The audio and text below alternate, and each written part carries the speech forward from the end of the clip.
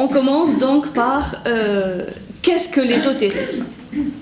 Puisqu'il n'y a pas de consensus général sur la signification du mot ésotérisme. Alors, on a trois approches qui sont très répandues, qui sont malheureusement, comme on le verra, un petit peu limitées. Je vais avancer pas à pas aujourd'hui dans cette explication, ces définitions. Trois approches. La première consiste souvent à ne faire on va faire l'inventaire. C'est-à-dire, on fait l'inventaire, on répertorie ce que l'on appelle ésotérisme, et on tente de dégager une sorte de dénominateur commun à partir des très nombreuses œuvres qui peuvent être appelées ésotériques. Alors, c'est une entreprise gigantesque, mais qui est souvent vouée soit à être extrêmement limitée, donc restrictive, soit vouée carrément à l'échec, tellement les contenus de ces œuvres diffèrent les uns des autres. On a une variété, une richesse et des différences très importantes entre toute cette littérature, tous ces textes dits ésotériques. Et donc, il est très très difficile, à partir de ce répertoire, de vraiment arriver à définir ce qu'est l'ésotérisme. Et finalement, on arrive souvent, pour ceux qui font ces recherches, à la conclusion que l'homme, finalement, a besoin d'irrationnel,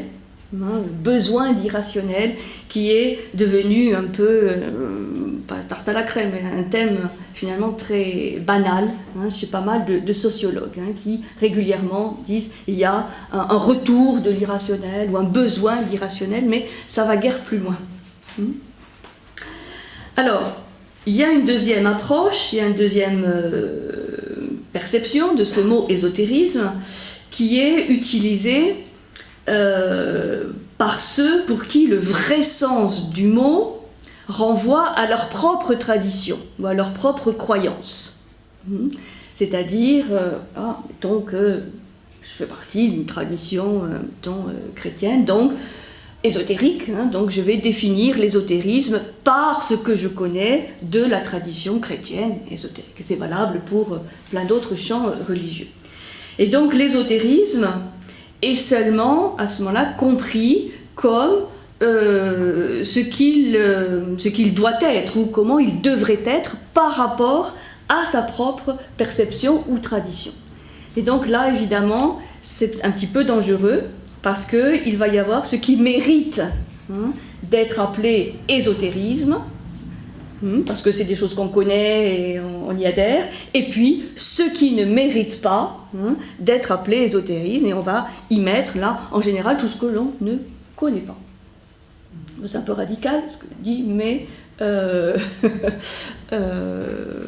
un peu l'expérience aussi qui me fait dire ça. Donc c'est dangereux parce qu'on va mettre des étiquettes sur ce qui est ésotérique, avec à ce moment-là une connotation plutôt positive, et ce qui ne l'est pas, qui va être un petit peu discrédité.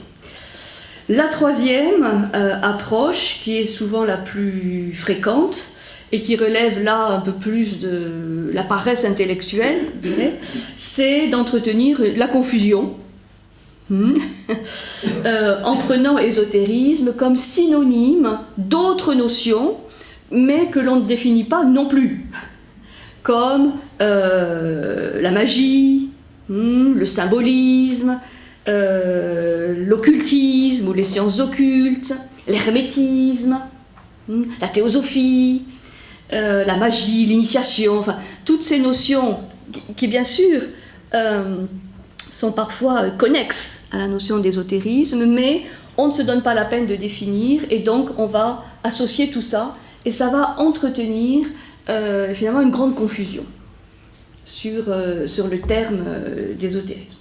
Alors moi ce que je vous propose, et c'est pas mon approche, mais c'est une approche qui qui est différente et qui est, dont je m'inspire des travaux et des recherches d'un grand spécialiste occidental de l'ésotérisme, qui est Antoine Febvre, qui a écrit pas mal d'ouvrages, dont un qui fait référence, qui s'appelle Accès à l'ésotérisme occidental, et qui est directeur émérite à l'école pratique des hautes études à Paris, enfin, qui est une sommité dans le domaine et qui a une chaire, qui a eu une chaire à l'école pratique, à la Sorbonne aussi, et qui propose une approche à la fois théorique mais aussi empirique, c'est-à-dire pour essayer de faire abstraction de sa vision personnelle, faire abstraction de choix ou d'adhésion X ou Y. C'est une approche qui consiste à s'abstenir aussi de se demander ce que serait l'ésotérisme en soi, c'est-à-dire une idée de l'ésotérisme, alors qu'en fait, il faut quand même se confronter au texte, c'est-à-dire aux éléments empiriques que l'on a.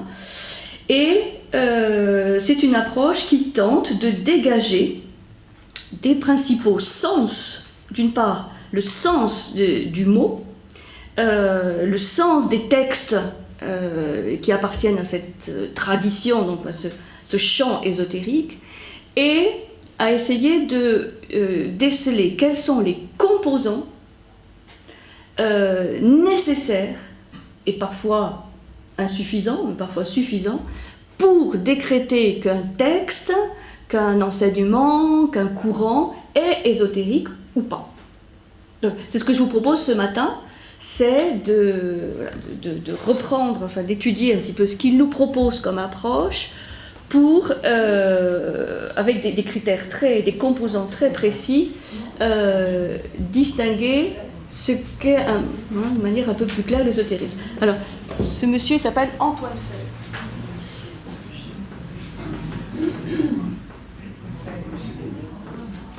Il est contemporain, il est encore vivant, F-A-I-V-R-E. Et vous trouverez donc sous sa plume des ouvrages très, très pertinents sur le sujet. Alors, d'abord, l'origine du mot, ésotérisme. Il y a une racine grecque, éso,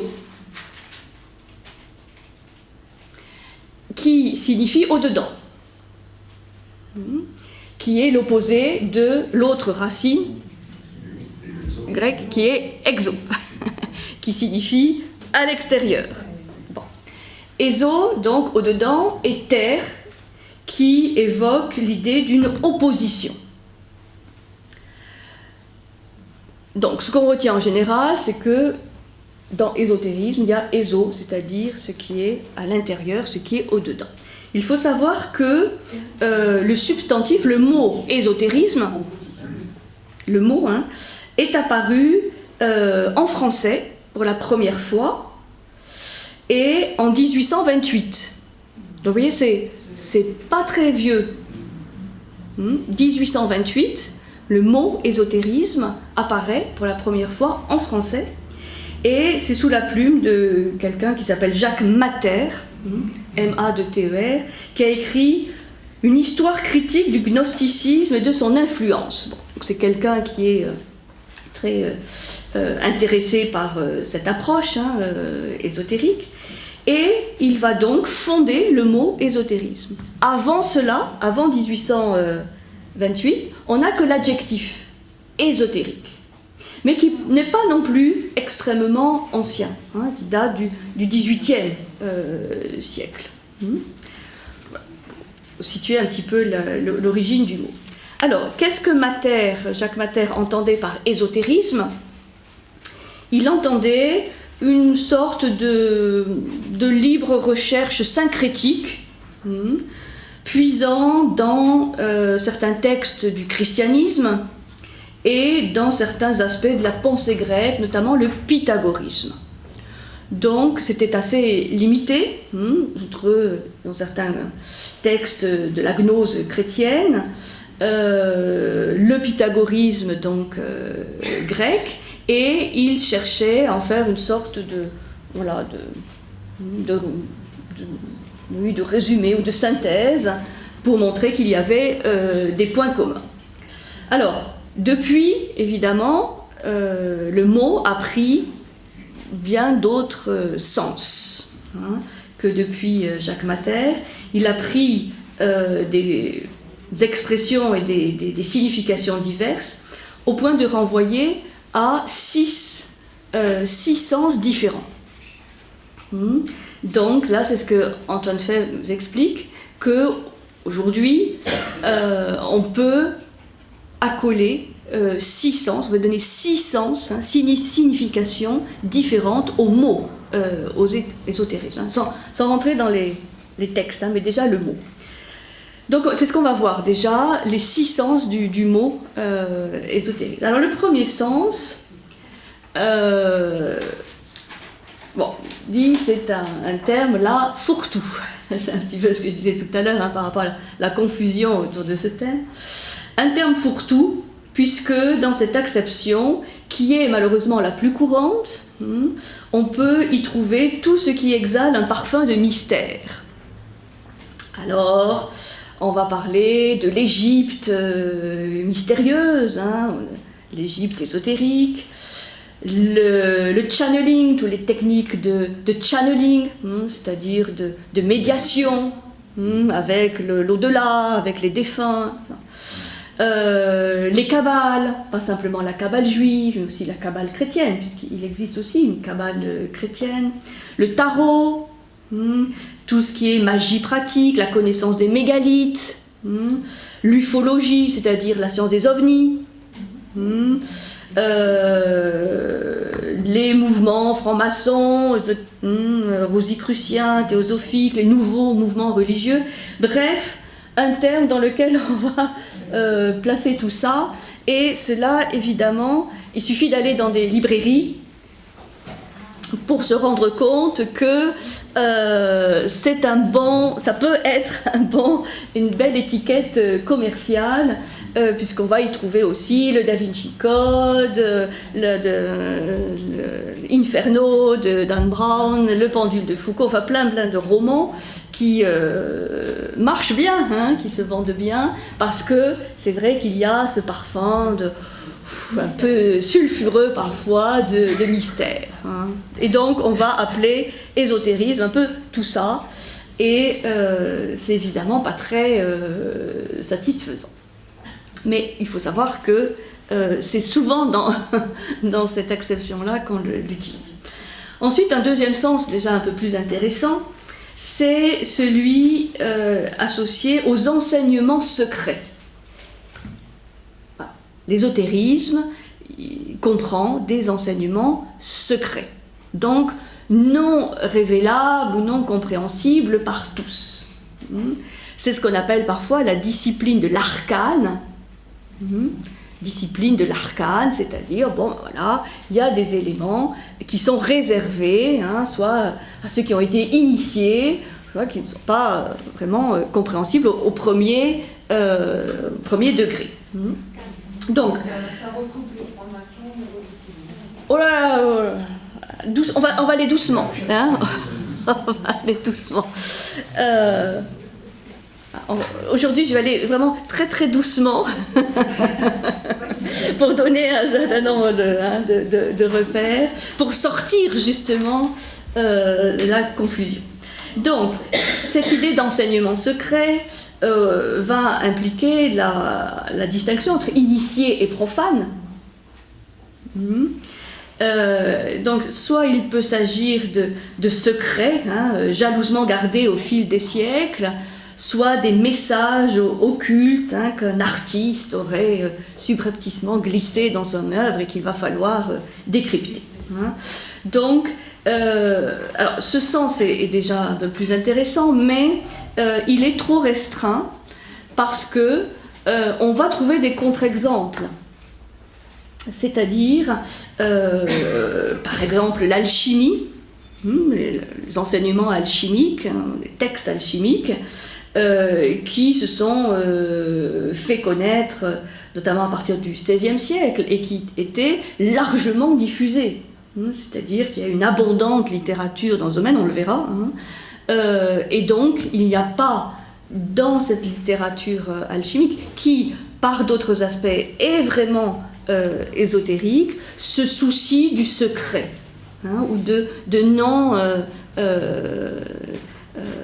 non-possibilité de le comprendre par tout un chacun. Hein. Donc ça, c'est un contre-exemple qui montre que cette notion d'enseignement secret, même si elle n'est pas fausse, n'est pas entièrement juste, parce que trop restreint.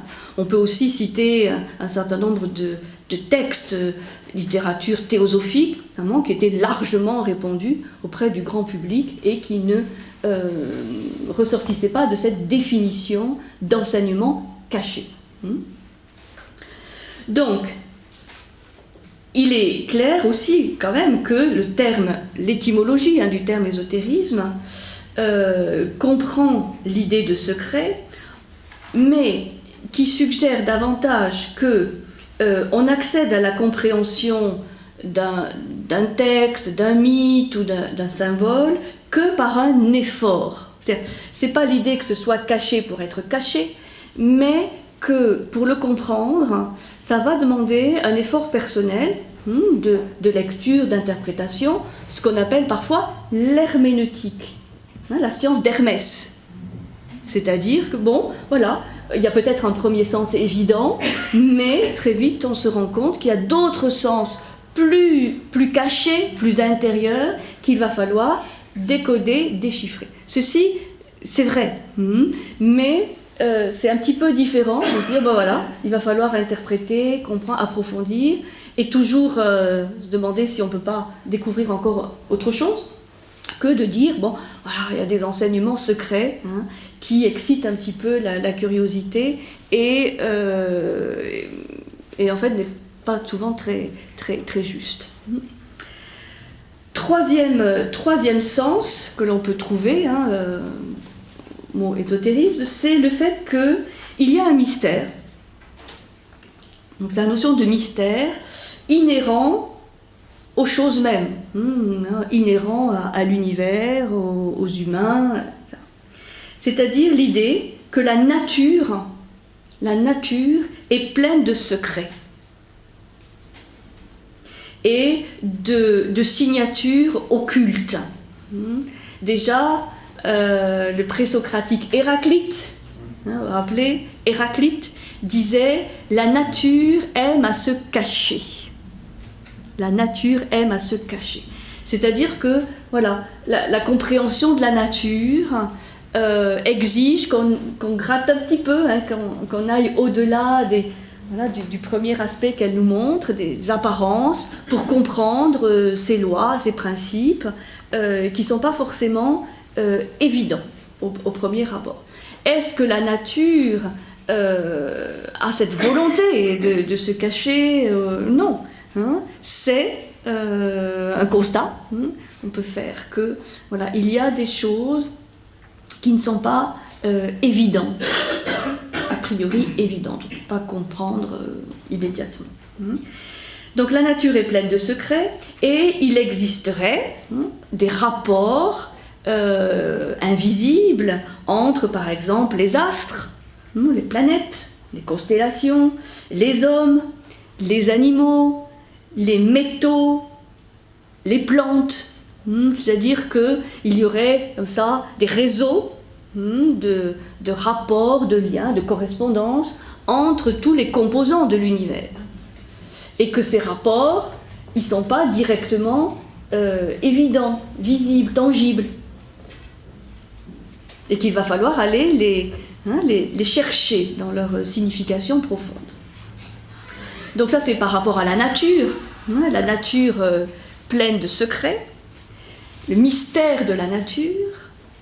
Et on a aussi un autre volet lié à cette notion de mystère, c'est l'histoire humaine, l'histoire de l'humanité, qui peut être aussi source de dévoilements successifs, puisque ce n'est pas que les hommes ont voulu cacher des choses, mais parce que cette histoire de l'humanité recèle des significations auxquelles les historiens, parfois trop superficiels ou trop profanes, entre guillemets, n'ont pas forcément accès. Donc là aussi, il y a des significations, pas simplement de la nature, mais de l'histoire des hommes, qui demandent étude, qui demandent réflexion, et se dire qu'il y a peut-être des significations qui nous échappent, et qu'il va falloir aller chercher. Donc, au siècle dernier, on parlait beaucoup du mystère des civilisations disparues. Vous avez peut-être lu les petits ouvrages, là, la collection, comme l'Obs Sangarampa et tout ça. Alors, le mystère de l'Atlantide, le mystère des Incas, le mystère des Égyptiens, le continent mu, enfin bon, voilà. Donc, tout ça est une expression de ce sentiment, plus d'une idée, que voilà, les civilisations ont des choses à nous apprendre, et surtout celles qui ont disparu. Parce qu'il y a des mystères, il y a des trésors, le trésor des Incas, le trésor des Templiers, enfin voilà, donc ça excite beaucoup la fantaisie. Et aujourd'hui, voilà, on a fait quand même du chemin par rapport à cela. C'est-à-dire on est un peu moins crédule, parce que aussi on sait un peu plus de choses sur ces civilisations, avec l'archéologie et quand même beaucoup de recherches historiques, mais il n'empêche que il y a quand même toujours cette idée que nous ne savons pas tout. Et de nous ne savons pas tout à on nous cache des choses, il n'y a pas une très très grande distance. Bon, je ne fais pas de dessin, on est suffisamment plongé dans ce type de révélation pour apprendre à être très très prudent. Très très prudent par rapport à cette acception du mot ésotérisme lié au mystère. Parce que c'est vrai que moins on connaît, plus on peut dire n'importe quoi. Alors, quatrième sens, qui est celui d'une quête, et c'est la quête de la tradition primordiale. Quatrième sens du mot ésotérisme, on recherche derrière les différentes traditions, religieuses ou philosophiques, l'existence d'une tradition, avec un T majuscule, et pour montrer ce caractère un peu transcendant qui chapeaute les traditions, on l'appelle la tradition primordiale. Pas seulement. Beaucoup de textes. Primordial dans le sens de premier, historiquement, chronologiquement parlant, donc on remonte dans le temps, mais aussi primordial dans le sens de principiel, c'est-à-dire première au niveau des idées, des principes, c'est-à-dire que c'est pas simplement dans le temps, c'est qu'il va y avoir dans cette tradition primordiale finalement tous les principes essentiels. Il y a l'essence des traditions après locales, géographiques, différentes, qui vont naître de cette tradition primordiale. Donc ce qui est primordial, c'est ce qui est premier, mais dans les deux sens du terme, de la chronologie intemporelle, mais aussi par rapport à la structure. Et donc, il existerait à travers le temps une chaîne de transmission, de tradition, qui renverrait toutes à une vérité d'ordre supérieur, donc une tradition primordiale, qui serait à retrouver. Donc bien entendu, on va trouver des exemples de cela chez beaucoup d'auteurs. Donc, effectivement, René Guénon ou Fridtjof Schoen, mais dans beaucoup d'autres courants, comme on le verra, il y a cette idée qu'il y a une tradition primordiale à trouver. Hein, donc là aussi, il faut aller au-delà des formes diverses des traditions pour voir qu'est-ce qui serait la structure ou les composants de cette tradition unique. Donc ça, c'est le quatrième sens. Donc vous voyez, bon, c'est un peu comme un puzzle, hein, on rajoute des éléments. Cinquième sens, l'on peut accoler au terme ésotérisme, c'est l'idée de gnose. Alors ça aussi, c'est un mot, la gnose. La gnose gnostique, gnosticisme, bon, voilà. Alors, qu'est-ce que c'est que la gnose? C'est en général entendu, mais là aussi de manière assez globale, hein, pour ne pas dire approximative, d'un mode de connaissance. Gnose, un mode de connaissance qui met l'accent sur l'expérience.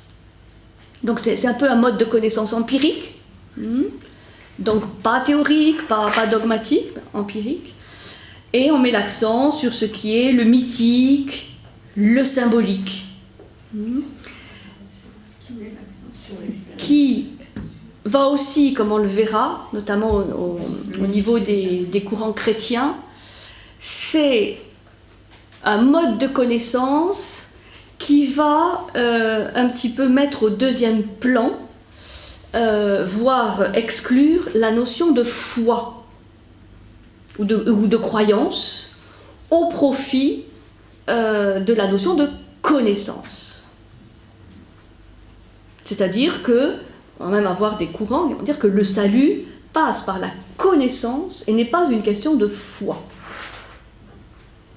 C'est pour ça que certains courants, on verra, gnostiques, la gnose, vont être exclus ou mis au banc de l'orthodoxie notamment chrétienne, parce que, évidemment, de rejeter ou de dire, bon, bah, la foi, c'est secondaire, par rapport à l'effort personnel de connaissance, c'est un petit peu considéré hérétique, par rapport quand même au primat de la foi sur la connaissance.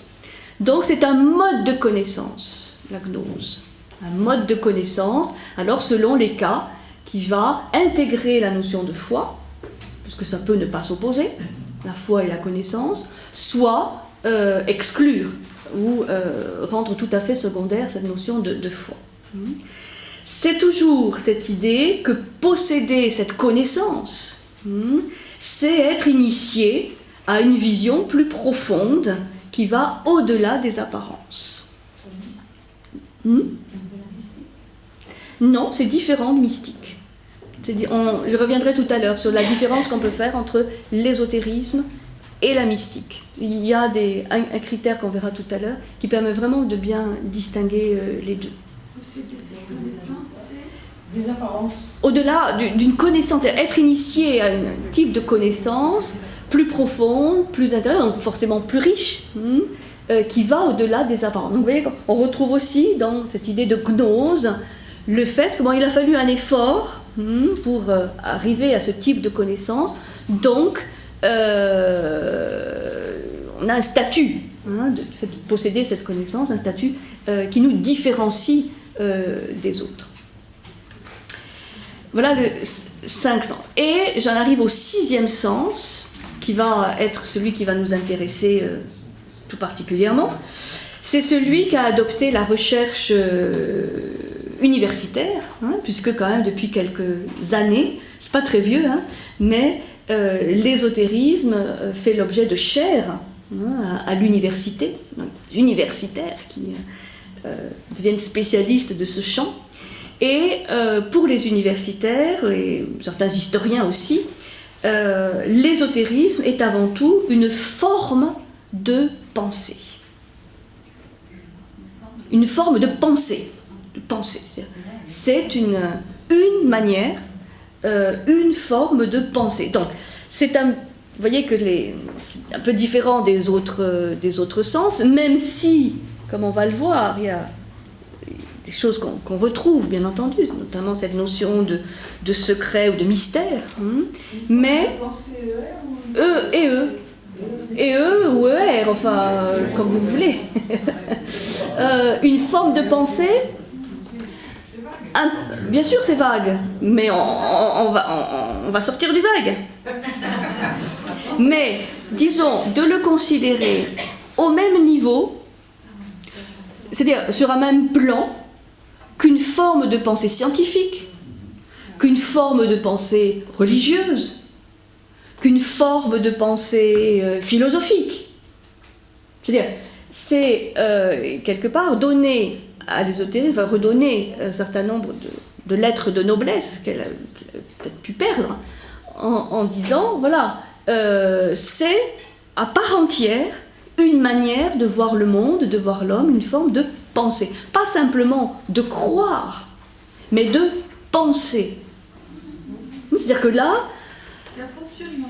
Oui, on n'est pas dans le domaine, souvent, quand on veut le discréditer, de l'irrationnel, de la croyance, de la fantaisie, ou de ce qu'on va s'inventer pour se rassurer ou autre. Non, c'est vraiment, au même titre, sur le même plan que d'autres formes de pensée, une forme de pensée à part entière.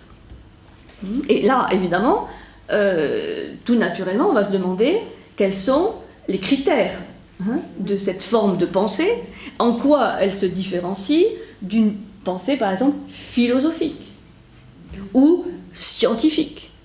Parce que, là, on développera évidemment plus tard, mais il ne faut pas croire que l'ésotérisme, notamment occidental, n'ait rien eu à faire avec la science.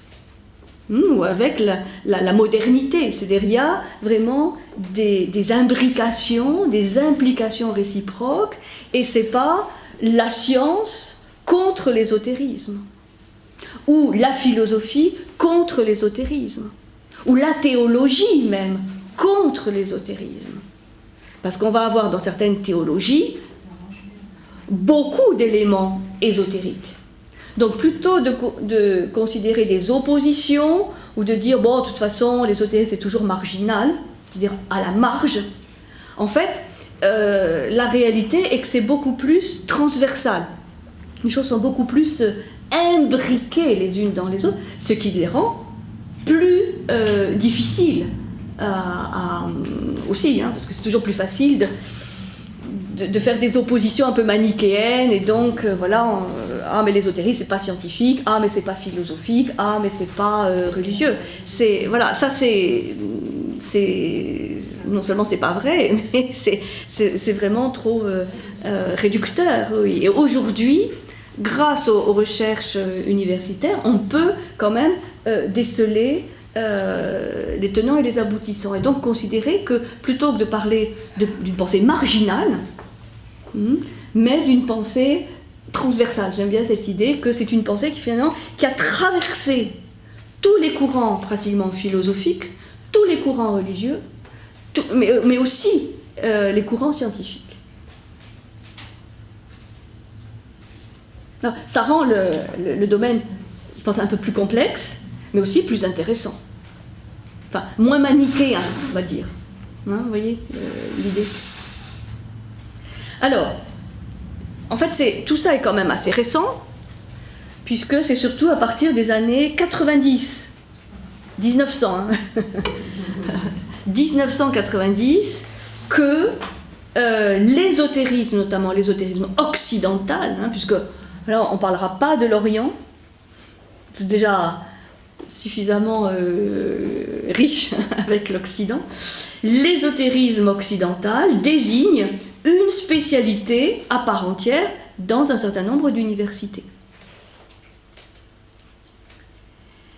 Et les universités, c'est à Paris, l'école pratique des hautes études que je citais, la Sorbonne, on a à Amsterdam aussi des chaires sur l'ésotérisme occidental, à Lausanne, enfin il y a plusieurs pays qui ont maintenant des chaires. Donc à partir du moment où il y a une chaire, à l'université, hein, c'est qu'on reconnaît un champ,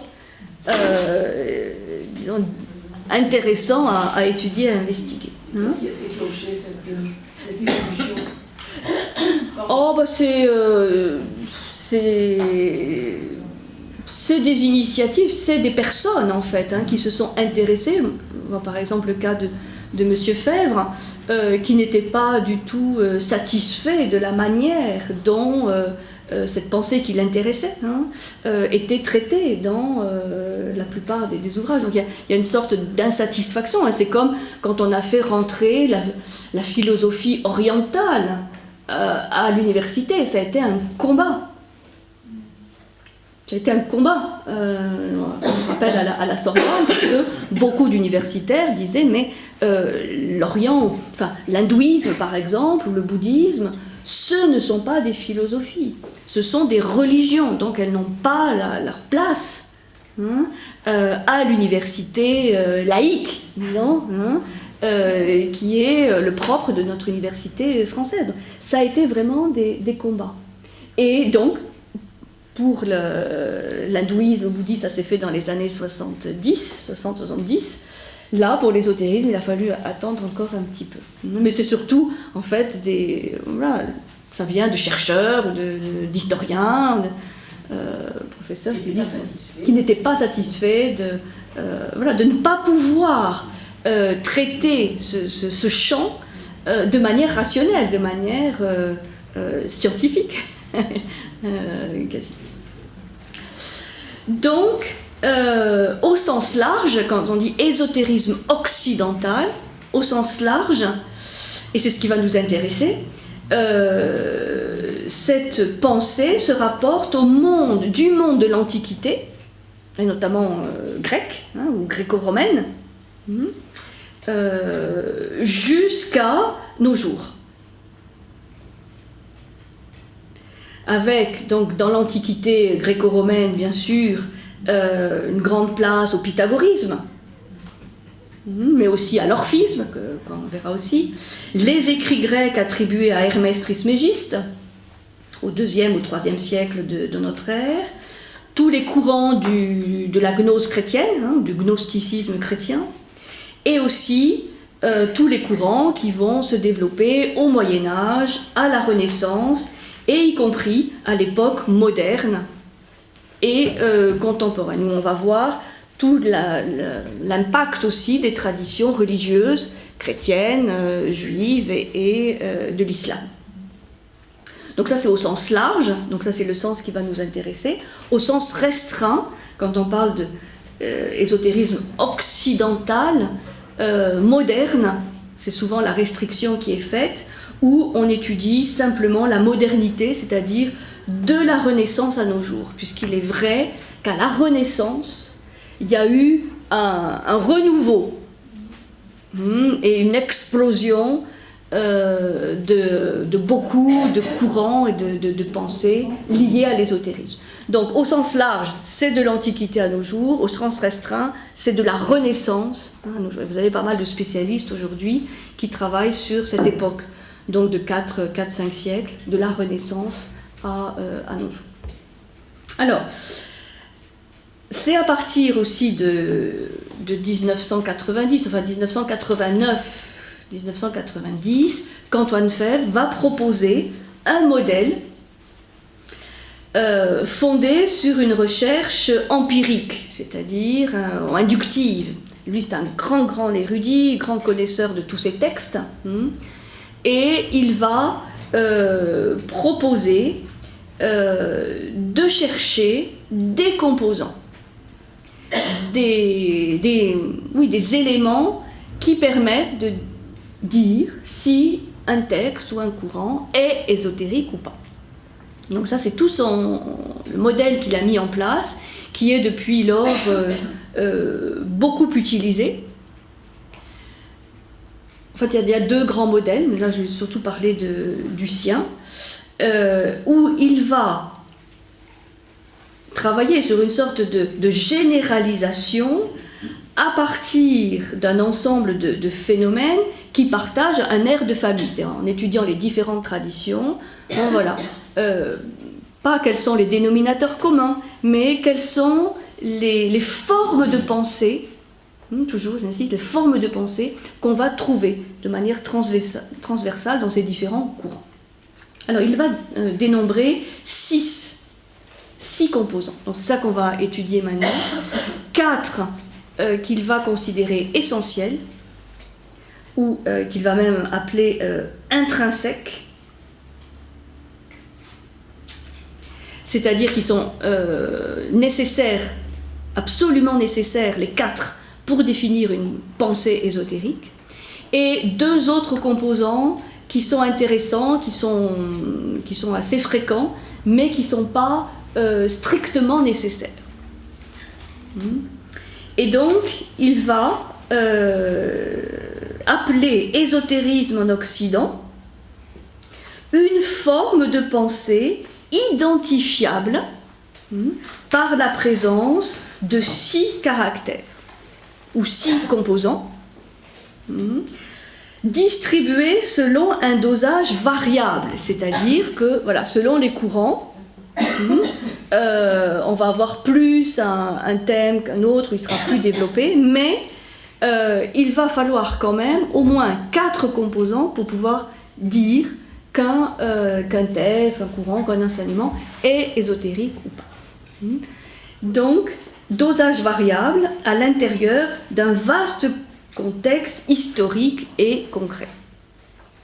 Il va dire 4 de ces composants sont intrinsèques, c'est-à-dire spécifiques, vraiment, en ce sens que leur présence simultanée est une condition nécessaire et suffisante pour qu'un texte ou un enseignement puisse être qualifié d'ésotérique. Et ils sont reliés, enfin là je garde un petit peu le suspense des 6 composants, ils sont reliés, enfin les uns évidemment avec les autres, mais il peut y avoir des dominantes. Et c'est très intéressant d'étudier après les courants, ou les textes, ou les enseignements, à la lumière, c'est comme une grille, dire bon voilà, qu'est-ce qu'on trouve? Est-ce qu'on le trouve? À quel dosage? Ça, est-ce qu'on le trouve? Non. Bon, si on ne le trouve pas du tout, c'est que ce texte ou cet enseignement ne ressortit pas de l'ésotérisme. Mais on saura pourquoi.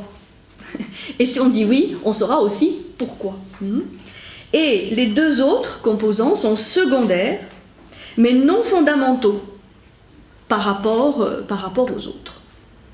Voilà, là on arrive doucement pour approcher cette notion d'ésotérisme. Et par exemple, par rapport à l'étude de certaines philosophies, c'est très intéressant de voir si ces 4 composants, pas forcément les 6, mais ces 4 composants y sont ou pas.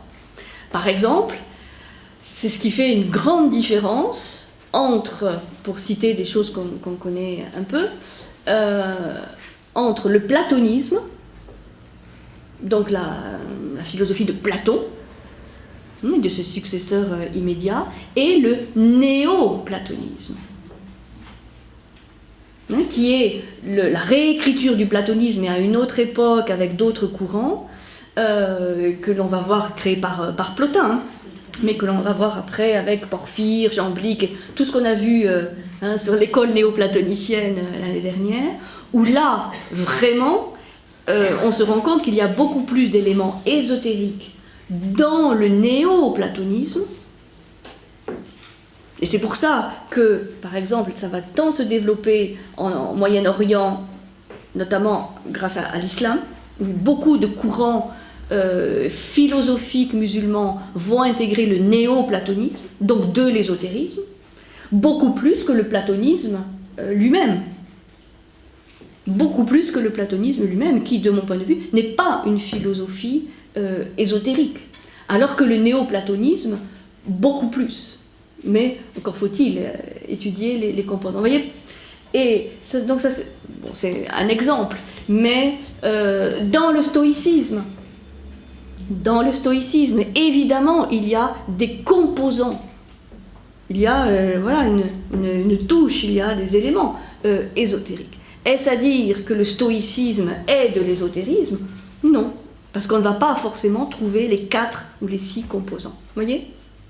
Donc ça permet de mieux savoir de quoi on parle. Quand on parle notamment de relations entre philosophie et ésotérisme. Ça va?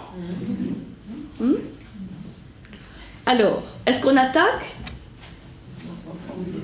On va prendre le café avant? Alors, je vais vous les citer. Comme ça.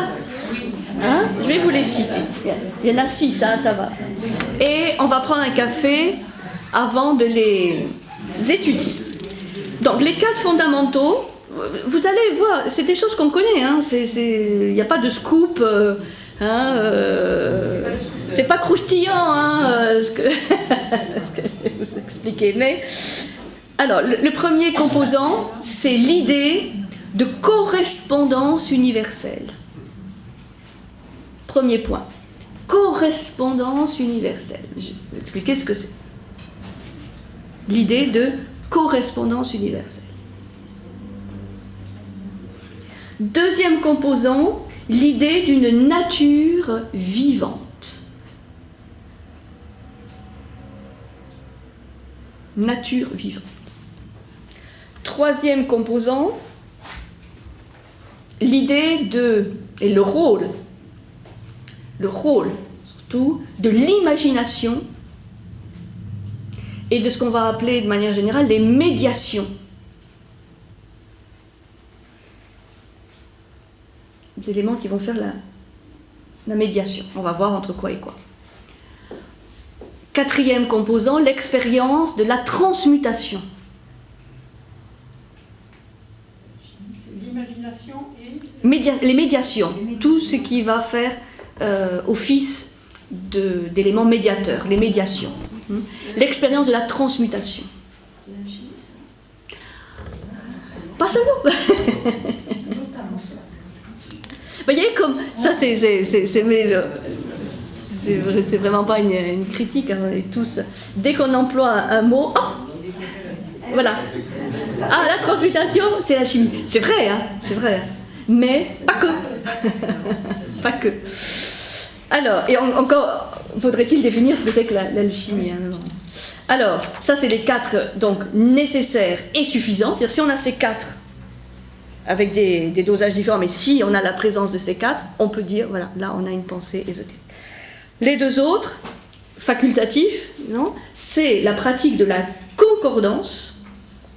Concordance, c'est-à-dire, ça rejoint l'idée de la tradition primordiale, on ne cherche pas simplement des convergences, mais une concordance vers quelque chose qui va tout chapeauter, donc une tradition primordiale.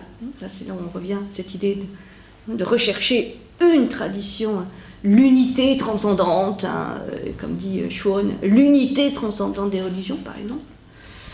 Bon, ça c'est un point intéressant. Et le dernier, c'est la pratique de la transmission, c'est-à-dire une préoccupation pour la transmission, c'est-à-dire pour les canaux de transmission de cet enseignement ésotérique. Non. Non.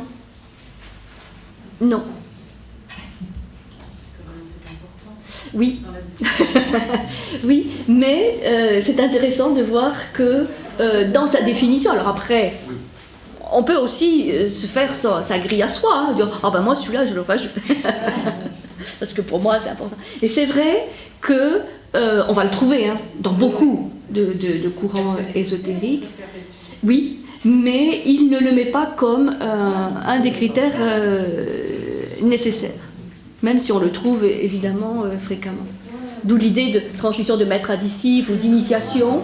Bon, on peut avoir à la limite une pensée ésotérique sans qu'il y ait... c'est pas spécifique. Non seulement c'est pas spécifique, mais c'est pas fondamentalement nécessaire. En tout cas, c'est le modèle hein, qu'il emploie. Par contre, c'est un élément qu'on va trouver dans des courants philosophiques ou évidemment religieux qui ne sont pas ésotériques, enfin, qui n'ont pas les autres critères. Hein. Donc ça donne pas mal de finesse disons, justement, ces 6 critères pour voir... Ça va? Alors maintenant, on a mérité un petit café.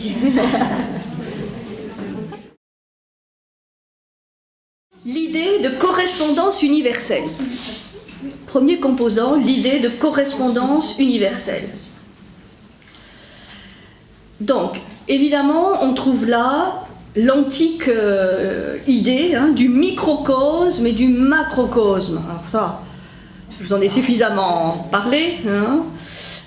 Microcosme, macrocosme, c'est relation entre l'univers tout entier et le mini-univers qu'est l'homme, ou on dit aussi le principe d'interdépendance universelle. Principe d'interdépendance universelle.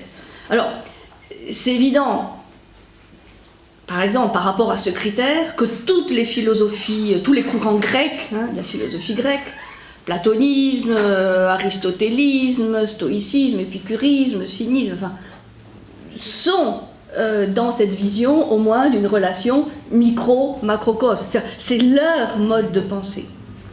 Ça, sans avoir forcément des réseaux de correspondance très élaborés, ça c'est déjà une relation qui était pour eux évidente, avec en plus le mésocosme, le monde intermédiaire. Bon. Alors, si on va plus loin que simplement micro-macrocosme, il y a cette idée qu'il existerait donc des correspondances invisibles, symboliques, mais aussi réelles, entre toutes les parties de l'univers, qu'ils soient visibles ou invisibles.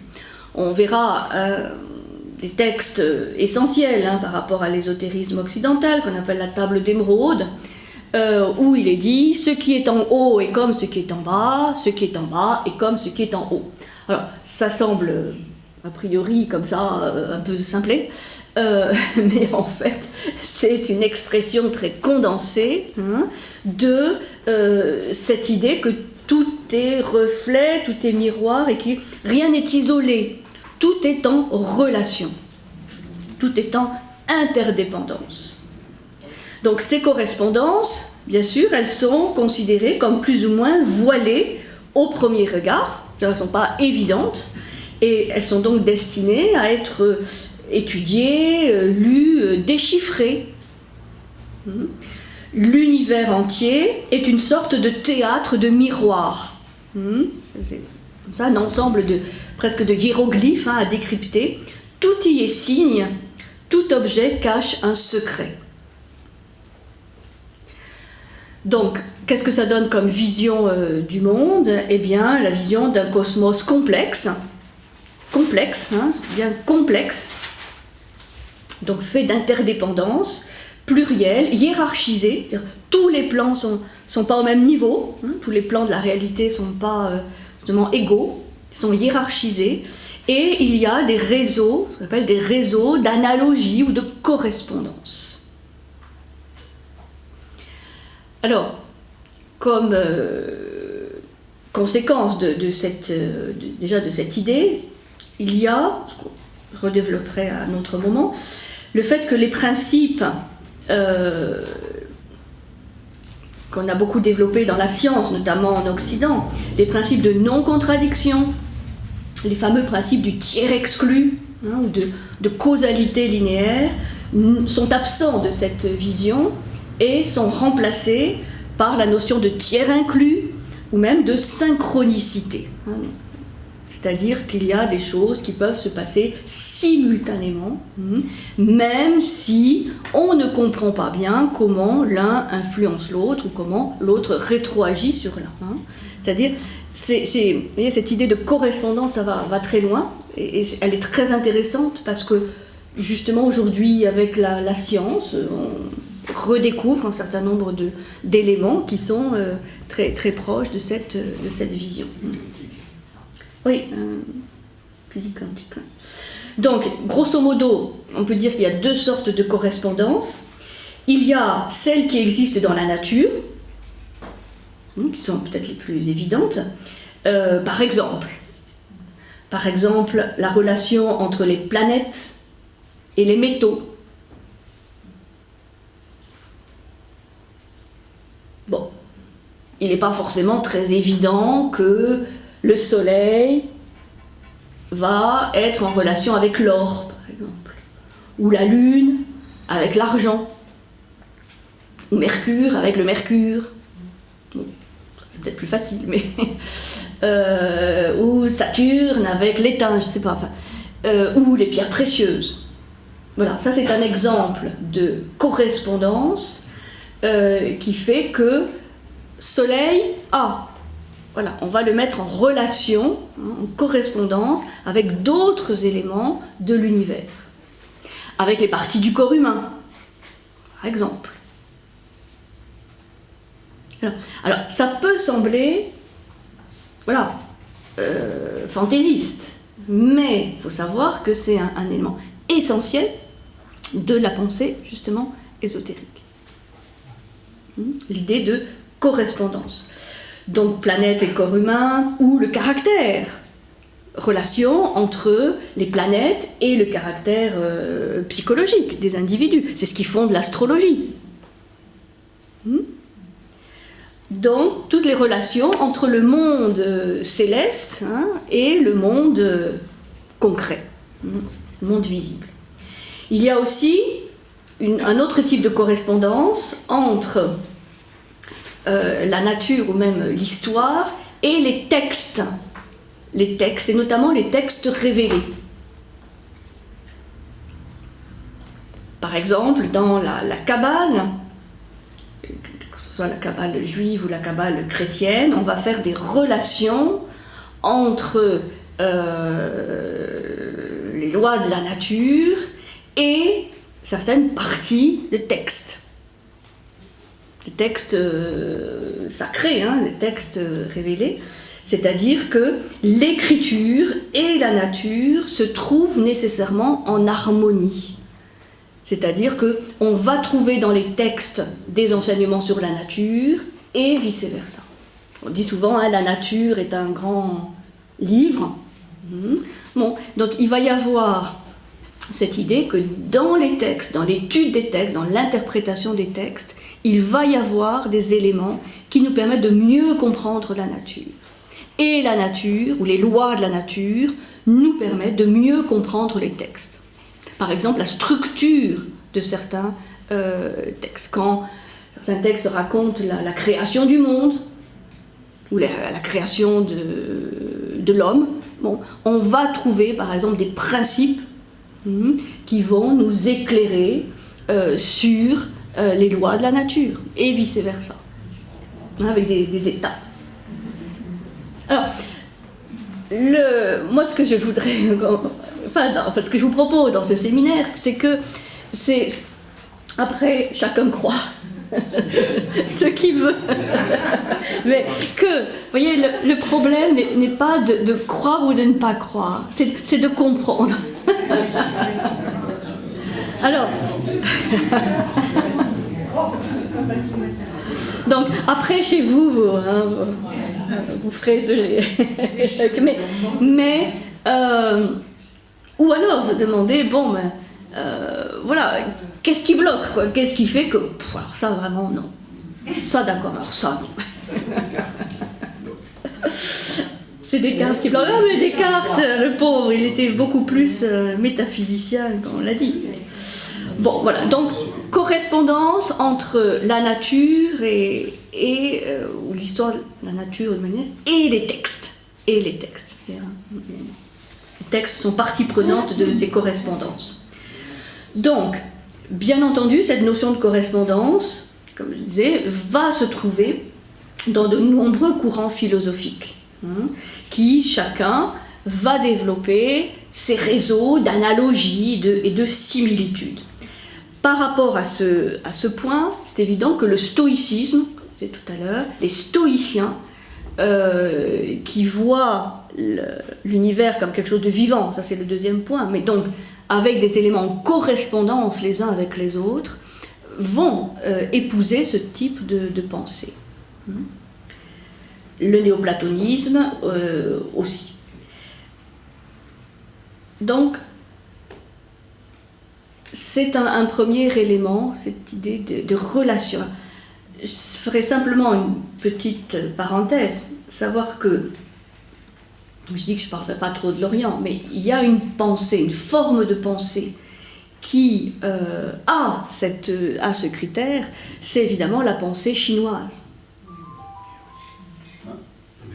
où tout est en correspondance, et où ils ont des tableaux de relations, d'analogies, de correspondance avec le corps humain, les émotions, les organes, les saisons, les éléments, les couleurs. Enfin, voilà. Là, on a un exemple, pas d'une pensée occidentale, hein, mais une pensée orientale qui obéit à ce critère.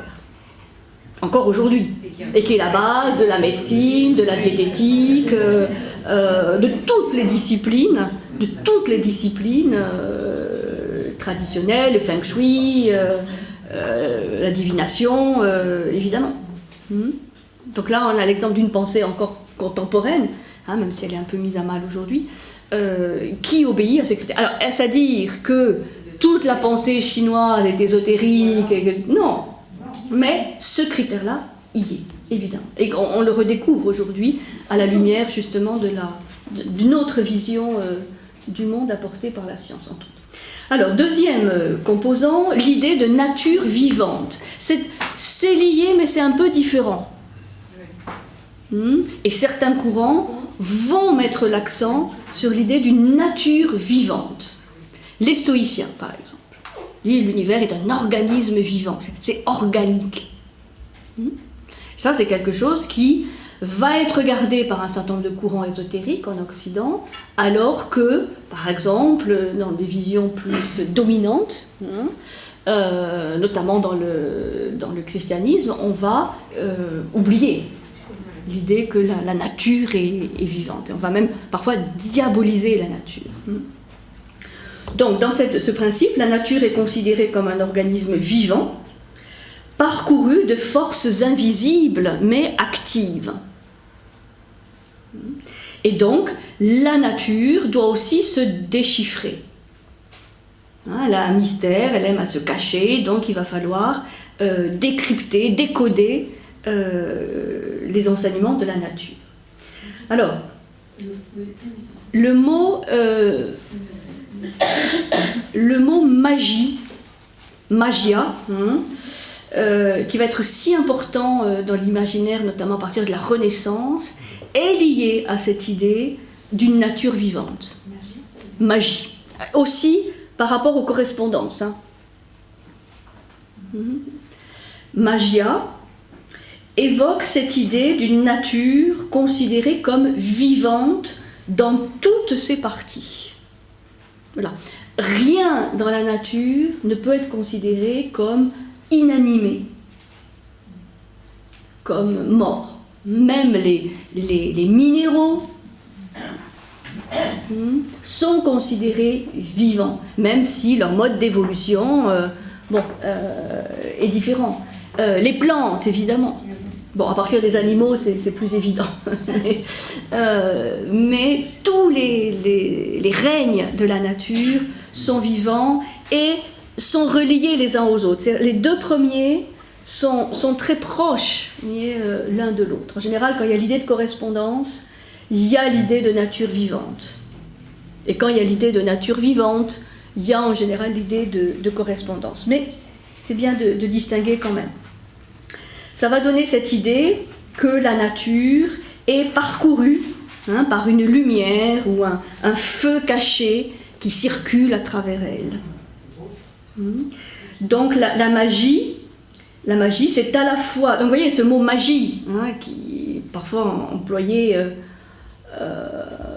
peu à tort et à travers, c'est quelque chose de très sérieux, puisque la magie, c'est la discipline qui est basée sur la connaissance des réseaux de sympathie ou d'antipathie qui relient les choses de la nature. Parce que dans ces réseaux de correspondance, on va avoir des phénomènes de sympathie, des choses qui s'attirent, comme des atomes crochus, et puis des réseaux d'antipathie, c'est-à-dire d'opposition, des choses qui ne vont pas bien ensemble.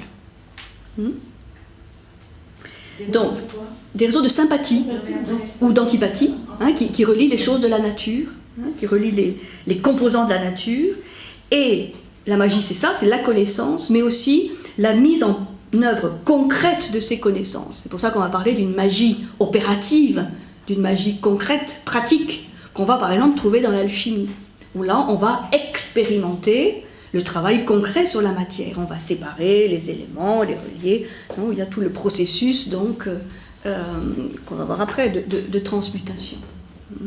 Mais il y a cette idée que tout est vivant dans la nature, tout est vivant.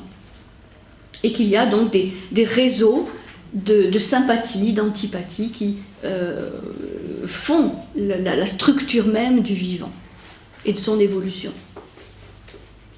Comment est défini le vivant? Le vivant est souvent considéré comme quelque chose de dynamique, en évolution, et lié aussi au mouvement. Difficile pour les pierres, quand même. Si, mais les pierres de l'espace. Ah, les pierres de l'espace. Les pierres évoluent. Elles s'usent, mais pas seulement. Elles évoluent. On cite parfois cet exemple qui est utilisé justement dans ces réseaux de correspondance. Par exemple, la différence entre un morceau de charbon, de bois, et un diamant. C'est vrai qu'il ne viendrait pas à l'esprit de porter des colliers de charbon. Et pourtant, c'est la même structure. Simplement, la matière a évolué. Mais c'est la même structure intrinsèque. Donc, par exemple, ça veut dire qu'un diamant a été un jour un morceau de charbon. Et qu'il a évolué, même si ça ne se voit pas, même si ça prend des millions d'années. C'est pour ça que, par exemple, extraire des diamants de la terre à des fins commerciales, c'est quelque part vendre des millions et des millions d'années d'évolution. Et c'est comme les pierres précieuses qui font l'objet de tout un travail à l'intérieur de la terre, les métaux, qui n'est pas visible. Qui n'est pas visible. À l'échelle d'une vie, on ne va pas voir se transformer le morceau de charbon en diamant. Et vice-versa. Mais il y a une évolution. C'est pour ça que ceci va déboucher, cette vision va déboucher sur un grand respect de la nature, puisqu'elle est vue comme en évolution et qu'il y a une évolution concomitante de l'homme et de la nature. Ça, c'est aussi une des conséquences de cette vision d'une nature vivante. L'homme fait partie de la nature. Et s'il dégrade la nature, il se dégrade lui-même. S'il exploite la nature, il se prive, et c'est ce qu'on voit aujourd'hui. Donc, le fait de respecter le vivant, c'est-à-dire l'évolution, et qui n'est pas simplement une évolution physique, matérielle, mais qui va justement au-delà. Qui peut aller à une évolution spirituelle, disons des éléments plus principiels ou archétypaux dans la matière. Donc ça donne un autre regard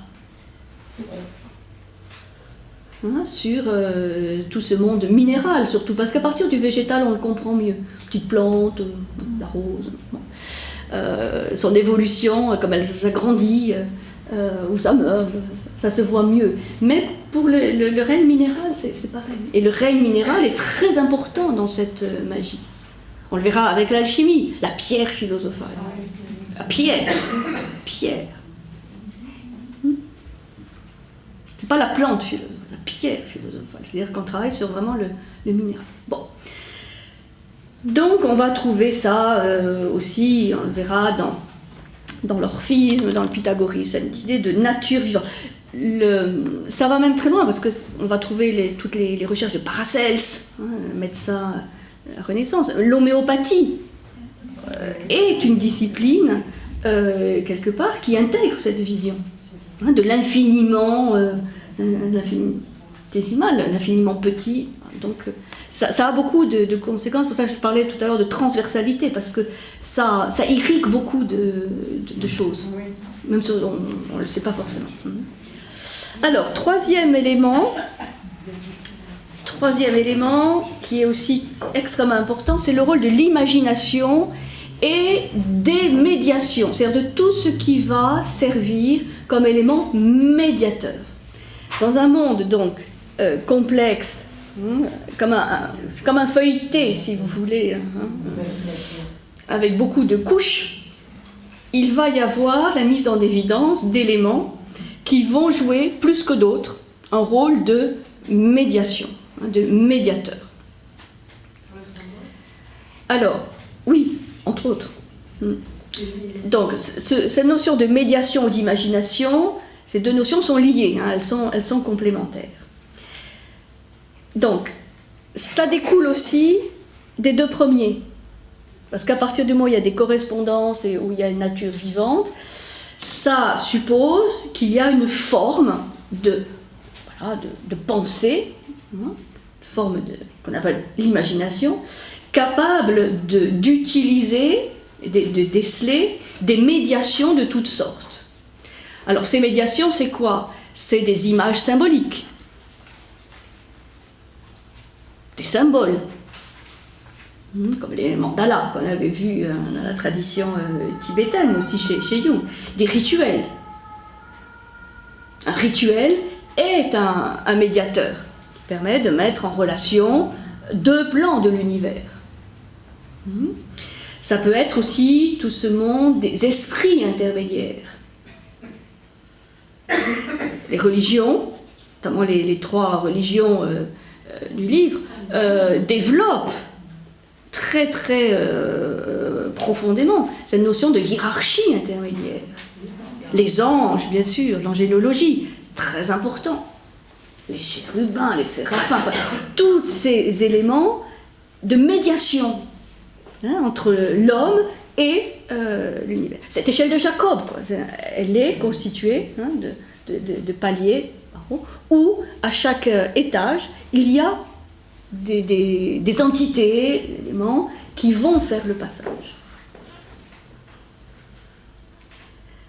Passage entre les différents niveaux de réalité. Et donc, ça c'est très important pour la démarche ésotérique, parce que l'ésotériste va s'intéresser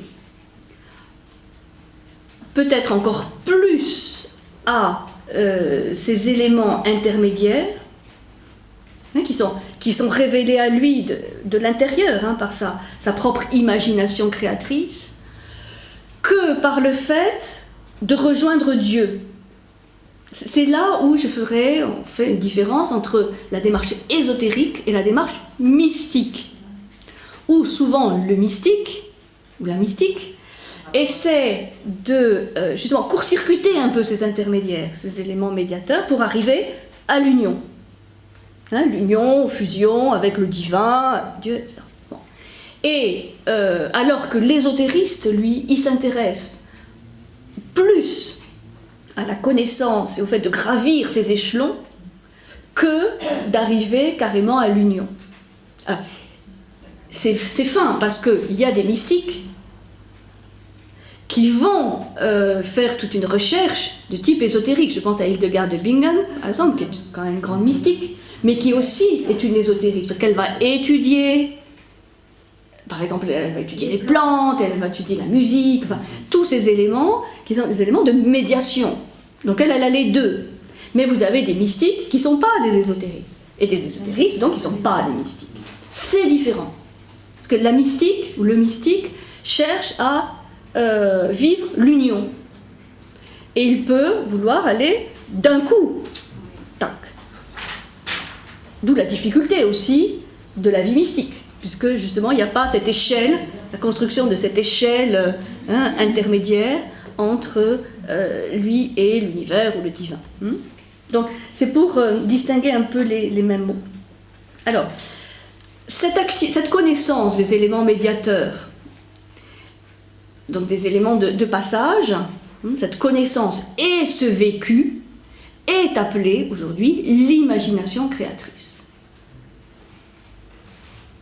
Et là aussi, il faut faire un effort de définition, parce que cette imagination n'a pas toujours eu le même statut, en Occident notamment. C'est-à-dire, bon, il y a des philosophes, on trouve le statut de l'imagination, par exemple chez Kant, mais il y a bien des moments dans l'histoire de la philosophie occidentale où l'imagination a été considérée comme la folle du logis. Hein, on l'appelait la folle du logis, la maîtresse d'erreurs et de fausseté, c'est-à-dire, attention, parce que ce ne sont que des projections voilà, irréelles, irrationnelles, et ce n'est pas sérieux. Alors, il faut bien faire donc là aussi la distinction, de quoi on parle.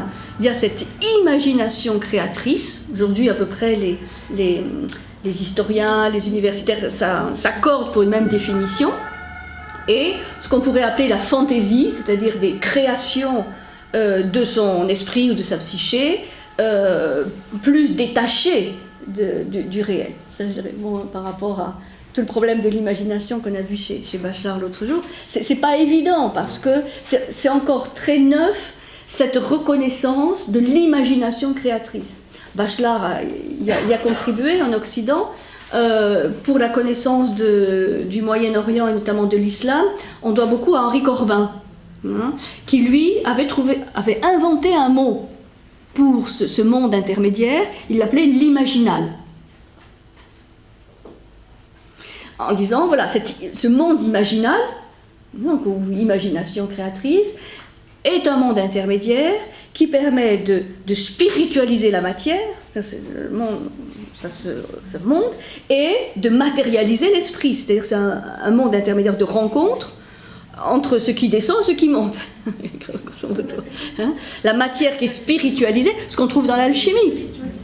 On va essayer de trouver l'esprit de la matière, l'esprit du mercure, du soufre, du sel. Et puis, il y a aussi le mouvement descendant où cet esprit s'incarne dans la matière. Donc le monde imaginal, c'est un monde médiateur, mais qui a une existence à part entière, c'est un monde réel.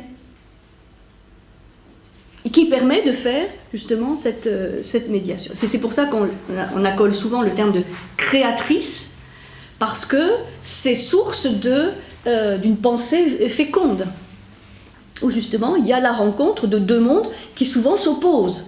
Le monde spirituel, le monde concret, pour dire de manière schématique. Donc si vous imaginez cette nature vivante où tout est toujours en mouvement, en interrelation, bon, il y a des principes qui s'incarnent et il y a des éléments concrets qui se désincarnent, qui se spiritualisent. Et ça se rencontre dans ce monde intermédiaire de l'imaginal ou de l'imagination. Voilà, donc c'est vrai qu'à partir de la Renaissance, par exemple, on va beaucoup parler de l'imagination créatrice. Et il va y avoir notamment le lien entre la mémoire et l'imagination. Ce qui permet de comprendre pourquoi à la Renaissance vont se développer ce qu'on appelle les arts de mémoire. Les arts de mémoire, qui ne sont pas simplement des techniques mnémotechniques, hein, des techniques pour mémoriser, mais le fait de mettre vraiment en relation au plus profond de soi la mémoire, des éléments de souvenir et l'imagination. C'est-à-dire il y a une interrelation entre la mémoire et l'imagination. Bon, pour ça, il faut lire un peu les œuvres de Giordano Bruno, qui va développer l'art de mémoire, entre autres. En fait, tout ça, c'est au prix d'un travail intérieur. Oui, parce qu'il s'agit de connaître, mais aussi toujours d'expérimenter ces éléments intermédiaires, ces éléments de médiation. Et là, il y a un élément qui est important, c'est que l'accent est mis sur la vision. Il s'agit de voir, d'expérimenter beaucoup plus que sur la croyance ou la foi. On ne croit pas à ces éléments intermédiaires. On n'a pas la foi dans ces éléments intermédiaires. On en a la certitude parce qu'on les a vus et qu'on les a expérimentés. Donc effectivement, c'est directement lié à l'expérience, à l'expérimentation. Et tous les écrits qui nous parlent de ces éléments intermédiaires, on sent qu'effectivement, ça a été du vécu, ça ne peut pas être inventé. Que ce soit dans la littérature d'Ibn Arabi, Suravardi, enfin les grands ésotérismes musulmans que occidentaux. Les descriptions sont trop précises pour être inventées. Alors, quatrième Quatrième point, l'expérience de la transmutation. Donc là, on va encore un petit peu plus loin dans la nécessité d'une expérience. Hein? Correspondance universelle, nature vivante, bon, ça peut être théorique à la limite. Imagination et médiation, déjà on est plus donc dans l'expérimentation. Et avec l'expérience de la transmutation, là on est en plein dans le vécu. C'est-à-dire que ce n'est pas quelque chose de théorique, c'est quelque chose qui se vit. Alors pourquoi la notion de transmutation? Ça renvoie à quelque chose de très précis, puisqu'il y a une différence entre le terme transformation, par exemple, et transmutation. Transformation, c'est qu'on change de forme, mais dans un même plan de réalité. Transmutation, c'est le changement de plan. Et là, il y a donc dans la transmutation quelque chose d'irréversible, un acquis irréversible qu'il n'y a pas dans la transformation. La transformation peut changer de forme et revenir à la forme précédente. Un truc plastique, élastique, on se transforme, on revient. Donc là, ça veut dire qu'on n'a pas changé de plan. Transmutation, ça renvoie vraiment à une alchimie intérieure, c'est-à-dire une métamorphose. Ce n'est pas simplement un changement de forme, mais un changement de structure intérieure qui fait passer d'un plan à l'autre. Par exemple, un végétal dont la ligne évolutive va le conduire à passer au stade animal. Dans une sorte de continuum entre le règne minéral et le règne humain, à travers chaque fois des transmutations. C'est pour ça qu'on a intérêt à respecter les minéraux. Parce que l'humain vient du minéral.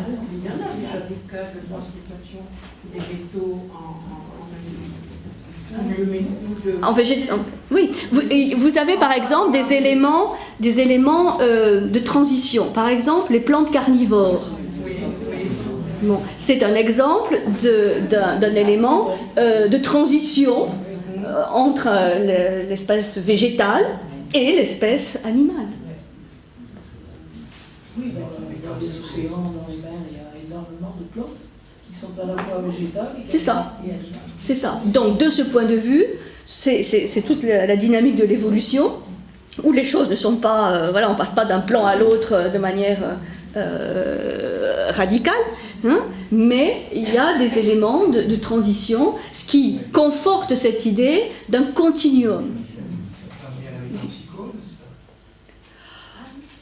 C'est encore autre chose. Alors, là, je m'en tiens à mes composants parce que sinon, on ne va pas rajouter. C'est encore un problème. Mais entre l'animal et l'humain, il peut aussi y avoir des éléments intermédiaires. Et évidemment, parce que dans cette vision, l'évolution ne s'arrête pas à l'humain. Justement, il y a tous ces états, ces statuts supérieurs. Celui des anges, toutes ces hiérarchies intermédiaires jusqu'au divin, jusqu'à Dieu. Et donc vous avez là aussi possibilité, voire une évolution de l'homme vers des sphères supérieures. Ça ne s'arrête pas à l'humain. Non, et donc cette transmutation, elle signifie le passage d'un plan de réalité à un autre plan de réalité, supérieur. À partir de l'hélium, molécule primordiale. Molécule primordiale. Alors, donc, c'est vrai que cette idée de transmutation, on va la trouver dans l'alchimie, mais évidemment, pas seulement. Pas seulement, c'est beaucoup plus large. Elle va être liée, cette idée de transmutation, aussi à une expression qu'on trouve aussi dans la gnose, donc dans ce mode de connaissance intérieure, qui est la notion de seconde naissance. Seconde naissance. Puisque, quand il y a transmutation, passage d'un plan à un autre, on peut dire qu'on est mort à un certain niveau de réalité, hein, et qu'il y a eu renaissance dans un plan supérieur.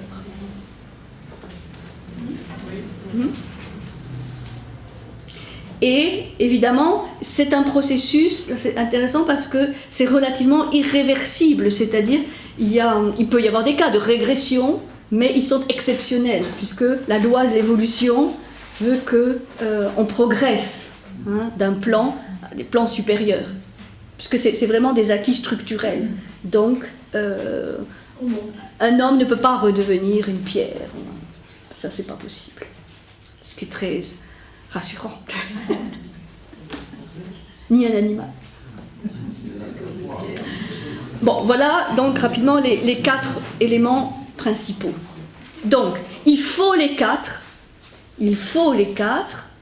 pour définir un enseignement ou un texte ésotérique, selon ce critère. S'il en manque un, ça marche pas. C'est-à-dire, s'il en manque un, ça veut dire qu'il y a des éléments ésotériques, mais on ne peut pas parler à proprement parler d'un texte ou d'un enseignement ésotérique. Après, c'est une grille, mais je la trouve intéressante.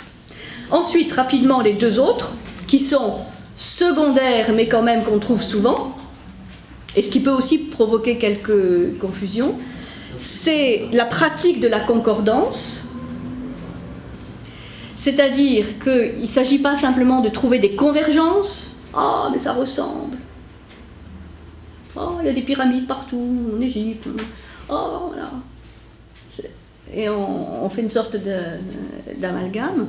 Non, il ne s'agit pas simplement de trouver des ressemblances ou des convergences entre une tradition et une autre, un texte et un autre, mais de voir vraiment si derrière ces textes ou ces enseignements, il n'y aurait pas l'existence d'une tradition primordiale dont les différentes traditions ou visions ne sont que des visages temporels. L'idée, c'est que ça relativise les expressions temporelles et particulières de cette tradition au profit de la tradition qui les chapeauterait.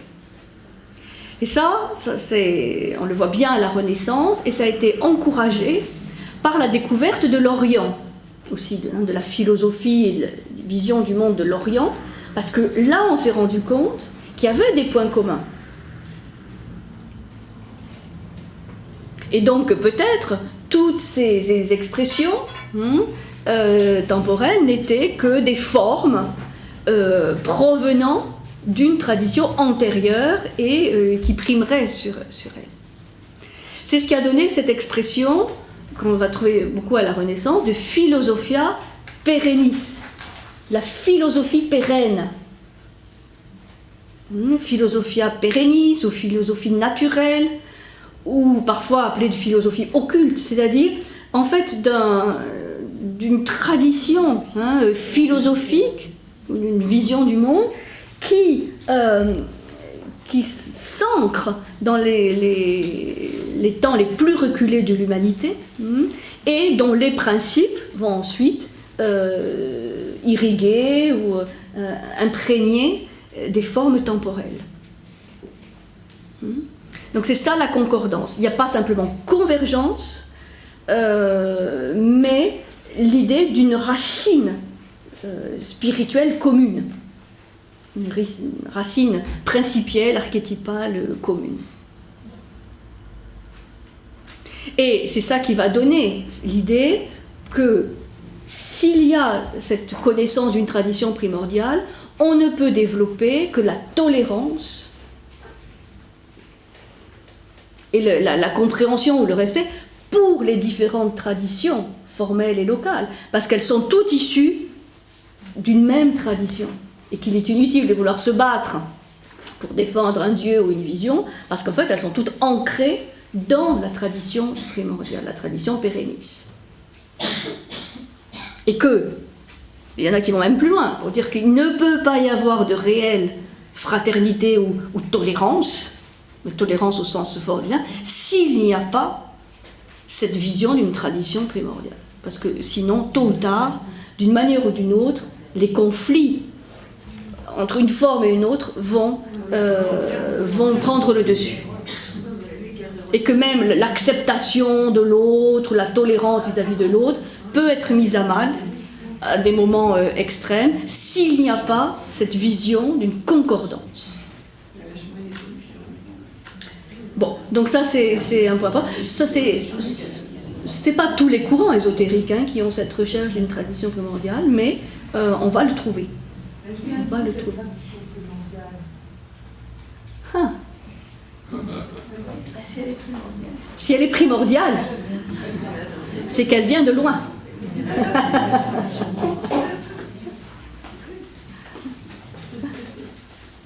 C'est qu'elle vient de loin.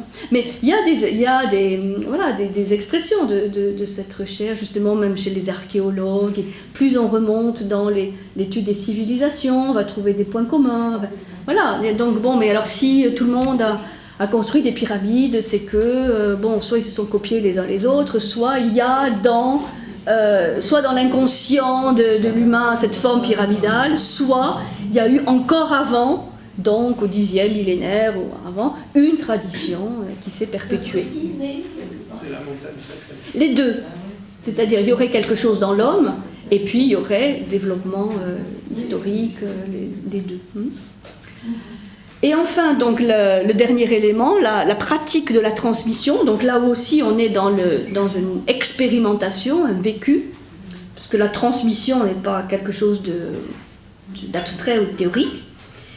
Donc, il y a cette idée que ces enseignements, ces textes, cette forme de pensée doit être transmise, donc de maître à disciple, c'est le plus courant, ou suivant un canal, un parcours balisé. Donc, ce sont les fameux canaux de transmission, c'est-à-dire qui recouvrent deux choses, c'est-à-dire d'abord la validité des connaissances transmises, c'est-à-dire qu'est-ce qu'on transmet. Donc là, il faut s'assurer que de la validité ou de l'authenticité, enfin des connaissances transmises, qu'il n'y ait pas de déviation ou de biais de ce qui est transmis. C'est pour ça que ça recouvre aussi cette idée d'initiation, c'est-à-dire que celui qui est le transmetteur doit prouver qu'il est un bon canal.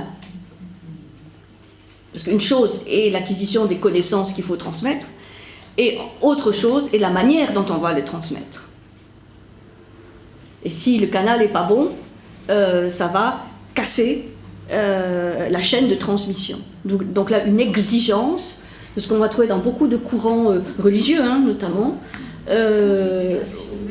Oui, on va vraiment éduquer, former, initier, pour savoir qui est capable de transmettre sans déformer, en restant donc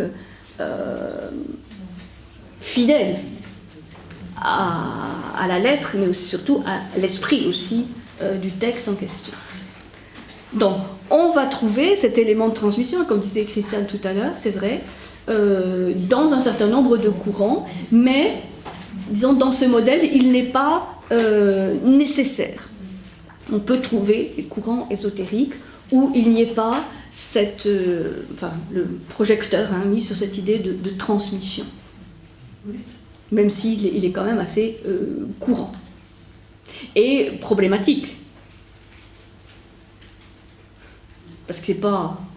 Là, on voit que cette transmission, elle dépend de l'homme. Voilà. Ça va ? Donc les 4 et 2 composants qui permettent de définir un peu mieux donc l'ésotérisme comme forme de pensée. Mais, vous voyez, et c'est ça qui rend aussi un petit peu les choses compliquées, c'est que ça renvoie parfois à des acceptions quotidiennes, enfin, du mot. Notion de mystère, de vivant, mais là, on a quand même une grille qui permet de mieux cerner. D'une part, de mieux cerner les courants ésotériques, et surtout de ne pas appeler ésotériques peut-être des choses qui ne le sont pas. Puisque aujourd'hui, c'est vrai que même avec le New Age, enfin tout le courant New Age ou les nouveaux mouvements religieux, on accole parfois le terme ésotérique à ces mouvements alors qu'ils ne le sont pas. qui sont plus de l'ordre du religieux, oui, ou de la foi, et qui ne correspondent pas forcément à ces critères. De voir aussi que ces courants ésotériques sont en lien avec la science, sont en lien aussi avec tout le processus de sécularisation de nos sociétés, et que on ne peut pas non plus opposer de manière radicale ce qui est ésotérique de ce qui est une pensée laïque, par exemple. Ce sont des oppositions, souvent binaires, un peu manichéennes, qui n'ont pas lieu d'être, parce que c'est beaucoup plus complexe. L'ésotérisme a été traversé, irrigué, nourri de modernité, de pensée scientifique, de laïcité aussi. Donc on peut à la limite avoir un courant laïque ésotérique. Enfin, disons, les choses sont plus complexes et les frontières sont pas toujours très bien dessinées. C'est pour ça qu'il vaut mieux avancer prudemment dans un domaine avec un certain nombre de critères. Et aussi pour les courants religieux, du fait qu'on a beaucoup misé sur la théologie et sur la théologie chrétienne dominante, l'Église a souvent fonctionné en orthodoxie hérésie. Par exemple, le catharisme, le bogomilisme, est-ce que ce sont des courants ésotériques? Il faut voir. Et on ne peut pas opposer de manière aussi radicale l'orthodoxie et l'hérésie ésotérique. Parce qu'il y a des éléments ésotériques chez les théologiens officiels. Et il y a des éléments très rationnels chez les ésotéristes. Donc, voilà, il faut vraiment... Est-ce qu'on peut placer les sectes dans l'ésotérisme? Mais qu'est-ce qu'on appelle les sectes? C'est juste une appréciation. Oui, mais par exemple la scientologie. Mais il faut étudier. Et oui, eh bien oui. Et oui, parce que c'est des étiquettes. Je disais l'orthodoxie, les hérésies. Bon, aujourd'hui on ne parle plus d'hérésie, mais on parle par exemple de sectes. Bon. Et là, c'est pareil, c'est le fourre-tout. On met les nouveaux mouvements religieux, on met le New Age, et on met ceux que ça intéresse d'y mettre. Donc, comme on sait que, par exemple, par rapport au mot secte, il n'y a pas de définition sur laquelle tout le monde s'entend, parce que secte, ça peut venir de sécarés, de ceux qui coupent, de ceux qui suivent, un gourou, etc. Donc, pour l'instant, et encore probablement pendant longtemps, on ne trouvera pas de définition objective de la secte. Donc, c'est pareil. Tel mouvement... Il faut étudier. Voilà. Alors, est-ce que tel mouvement propose une vision, une forme de pensée, et pas simplement une pratique? Il faut qu'il y ait forme de pensée avec les correspondances universelles, la nature vivante, la notion de médiation, l'expérience de la transmutation. Est-ce qu'il y a des textes et qui durent depuis un certain temps, qui permettent de juger? Quid de la concordance? Quid de la transmission? Quand il y a concordance, il n'y a jamais exclusive. C'est-à-dire, on ne va jamais dire c'est ma vision qui est la meilleure. Puisqu'il y a concordance. Donc, tolérance, enfin, ouverture aussi, hein, ça a nos deux conséquences. Et transmission, quid? La transmission. C'est selon tous ces critères qu'on peut juger.